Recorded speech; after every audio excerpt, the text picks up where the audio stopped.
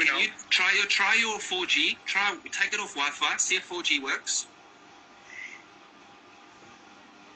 Okay, let's see if this works. There we go. Yeah. So, as I just said, Saurav just retired, and I was looking forward to play test matches because I was 6-7 years. I was just sitting out, and we had a very strong side, few chances, and then I got diagnosed with cancer at the peak of my career. So it was pretty disappointing. But if you look at the good part, I was young, so I could manage to go through it. But I think family went through a really tough time. Yeah. And my mother was very supportive, and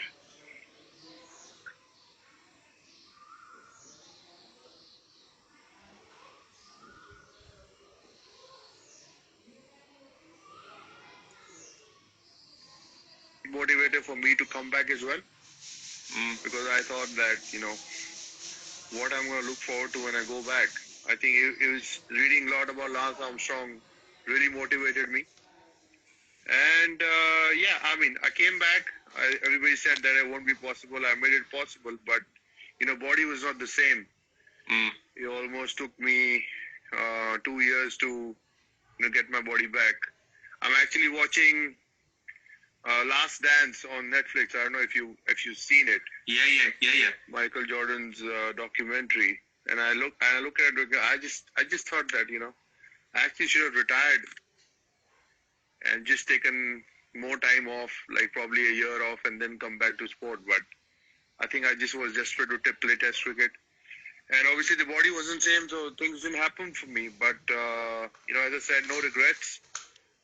You have to look forward in life. I'm a positive person. I wanted to get out of it and, lead my life by examples. And eventually I came back and played a bit of cricket.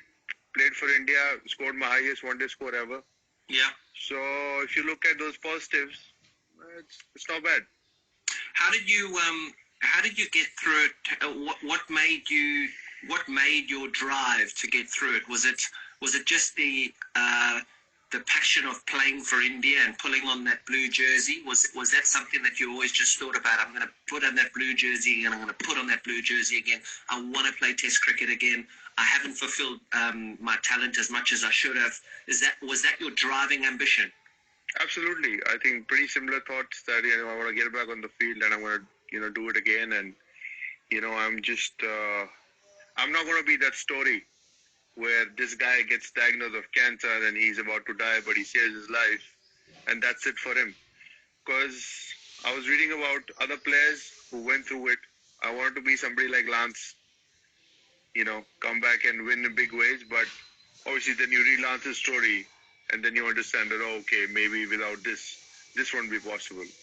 So, yeah, there's still a lot of motivation for me in there, but I just didn't want to be that story where, guys, I'm sick, my body's done, that's it for me, all the best. I was not that guy.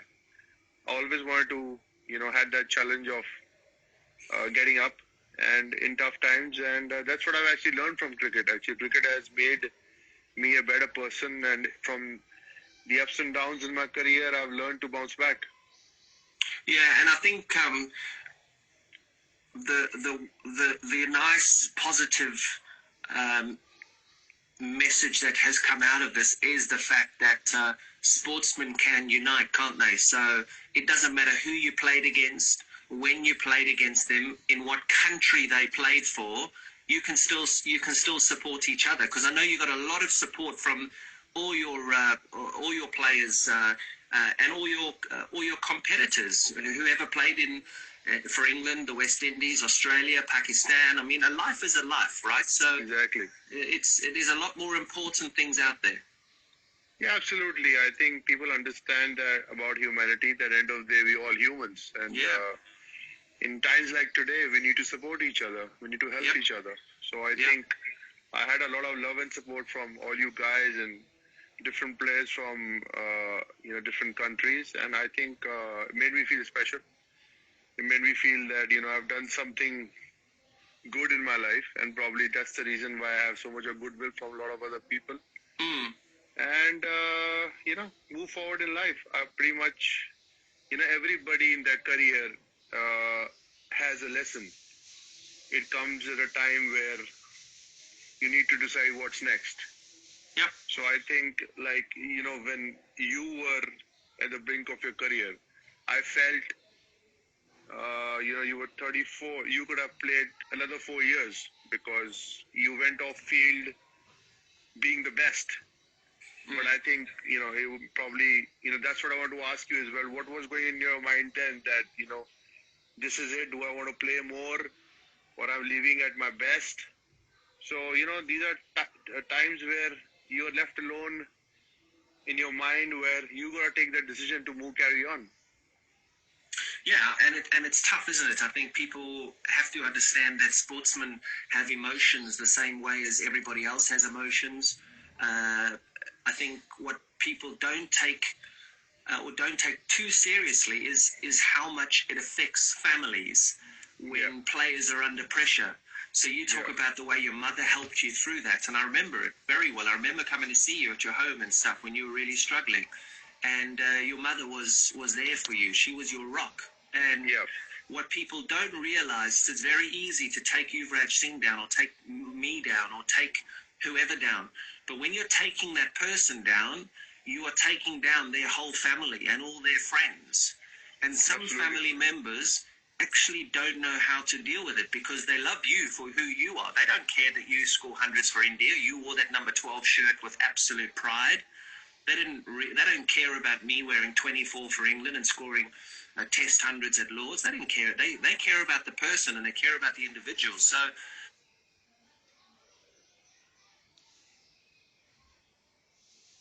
a lot of these journalists and a lot of the way that people do get taken down, I don't think there is enough consideration for how much it affects families.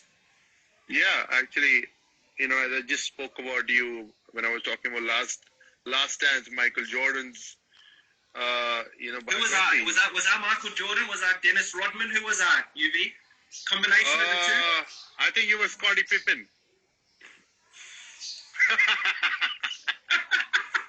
No, man, you definitely play like Michael Jordan. Yes, baby. On your day, you were special, no doubt about that. I would have loved to have been coached by Phil Jackson. Oh, actually, you know what, Phil? I'm going to Vegas for 2 days, baby. I'll see you later. I'm not playing against Yuvraj tomorrow. He knocked me over yesterday. I'm going to Dubai for a few days. Dennis Rodman is Hardik Pandya. That's who Dennis Rodman is. Oh my goodness. No, but I was coming back to what happened to him. He was 31 years old, and his father dies. And people start saying that because of his gambling issues, somebody attacked his father, and it took so much toll on him that he left the game. The best player in the world left the game, started playing baseball, and went through so much of crap through media, and then cleared his mind and came back. The media and the people, they don't realize what they do to you mentally. Exactly right. Exactly. And I mean, I know I'm a broadcaster and I'm in the media and stuff now, and but you always try and I mean, I suppose when we talked about commentary earlier, when you are commentating, you have to be able to back up a negative with evidence. So if you say he's played a bad shot, it's like, why has he played that bad shot? What is he thinking about? Should he have played that bad shot? But I like to just call it sometimes. I remember calling quite a few games and going, you know what, the shot was on, he was caught at mid-on, he just didn't hit it well enough. It is what it is. He should have hit it out of the stadium, but he just didn't hit it well enough. It just hit the inside of the bat. And I mean, you try and call it that way, but I suppose keeping to the humour side, what did Freddie say to you before you proceeded to knock Broad all over KwaZulu-Natal in Durban and gave all of us boundary riders physiotherapy for the next 6 weeks? What did he say? I got asked this in an interview last night, and I was like, I don't know what Freddie said. I think Freddie said in the interview, obviously, you can't really have a conversation about exactly what he said. Freddie was, I don't know, after how many years I've heard him say that, he said that it was one of my games for I was not gonna play for a long time, so probably that was my last game. And he said we were getting hit everywhere, and I wanted to blow some steam off.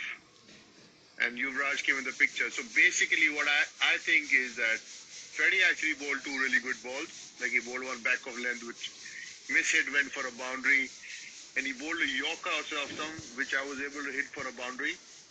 And then I took a single, and he told me, dash, shit shots. I was like, sorry, Freddie? He's like, shit shots. This is very elaborative. So I said the same thing back. And he said, I am going to cut your throat off. and I went back at Freddie, with the bat, and I told him that, where this bat is going to go, right? Come. So we actually got into a serious argument, and it was really funny of Freddie.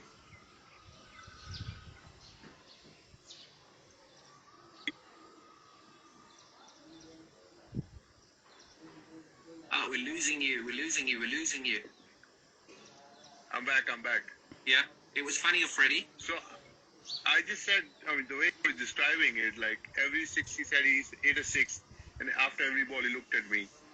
And then, the way he explained it was really funny. I remember, obviously, I was so angry, and when I hit Brody for 6 sixes, the first look was to Dimitri Mascarenhas, and the second look was to Andrew Flintoff.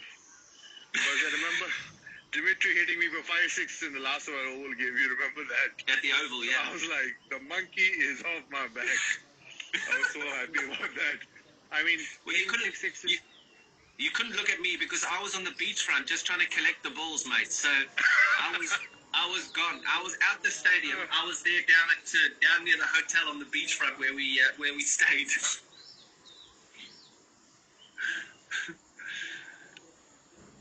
Yeah, it was one of those games which I think we all will remember. What are you involved in business wise now, mate? I know Yuvi Can is something that is very, very close to your heart. Yeah, definitely. We started to, Yuvi Can charity started to do treatments for younger kids now. We have about 30-35 children who we treat almost every 2 or 3 months. So, treatment was the biggest concern for us, and it takes, you need a lot of funds to treat young children. And then obviously, the businesses around Yuvi Can for fashion, sports, now hopefully getting into health and wellness. I mean, it's a slowdown for business at the moment around the world. But I think once the lockdown is over, probably going to go full strength on the businesses and the charity. It's something that I look forward to, something I feel